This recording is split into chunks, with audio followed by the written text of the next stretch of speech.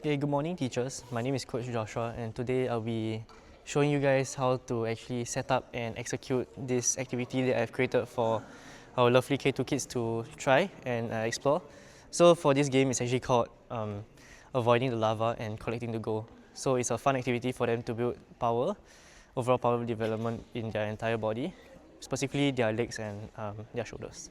Okay, so for this activity, I created two stations. So for the first one, where you avoid the lava, it basically is a hopscotch station where we have about 3 markers per row here. And then to demonstrate, it's actually these markers indicate where the kids will actually jump on one leg. And then the empty space here in front of the markers is where they will land with both feet. Okay, so just a quick demonstration here, it will be one leg, both feet, one leg, both feet, and then complete the hopscotch portion itself. So once they're done avoiding the lava, they'll pick up the bean bags here. So each station will have 2 bean bags. You can add more for progression wise, but we start with 2 bean bags here. And then what the kids have to do is actually to throw the bean bags into the hula hoops, like this. Okay, so once they complete that, that will be the station that is done already. They completed both stations and they can run back. Okay, so how we'll split these kids is that if let's say we have an even number, let's say 8 kids, we'll do 4 pairs. So we have 2 kids here stationed there and for the subsequent lane itself.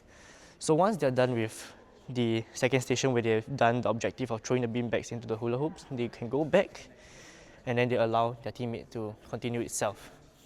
So some safety precautions for setting up this activity itself is that you notice that I've utilized a very big space with this activity. Preferably you want to do about 10 by 10 meters, so around this area of this yellow tape bordered up. Okay, so this is for safety precautions so that the kids don't actually bump into each other if let's say they fall during the hopscotch station. Similarly, we also want to ensure that the markers here are non-slip, so you want to try to give it a bit of a test run to see if it moves. If it's very slippery, we can replace these these markers here with tape itself. So you can mark out like a box here so that the kids won't slip when they step on it. So this is very important and we have to really make sure that it is safe for them to jump on because some of them, they can't land with appropriate weight distribution and then you can slip and you can fall. Okay, so once, now I'll talk about progression and regression of the activity itself. So we know that kids have different skill levels. So for the first activity here, if let's say kids are finding it very difficult to even finish this activity itself because it's too tiring or the distance is a bit too far between each markers, we can reduce the distance so that now when they complete the thing, when they do it, it's a shorter distance for them to jump. And then also we can do a regression by basically removing one of the markers. Okay, so now they can do less jumps and complete the station as well. Then if let's say you find that the kid finds it too easy, we can also progress by increasing the amount of markers. So instead of 3 markers here as shown, we can do 4 markers or even 5 markers. Okay, so that's the progression and regression for the first stage. For the second one, where you are throwing the beanbags into the hula hoop, if you want to regress, we can reduce the distance. So meaning to say we can bring it closer to us and the kids can have an easier way to throw the beanbags into the hula hoop. So you can meet the objective easily. If they find it too easy and you want to progress it, we can increase the distance, like so. Okay, so now it is harder for them to throw inside the hula hoop itself.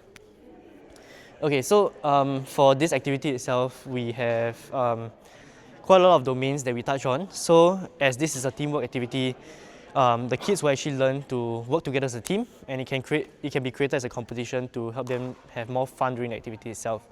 So cognitively, this activity helps with their neuromuscular adaptations as well because they learn to fire the appropriate muscles and the body learns to fire the appropriate muscles to generate power itself to jump and then to also throw the beanbags into the hula hoop itself.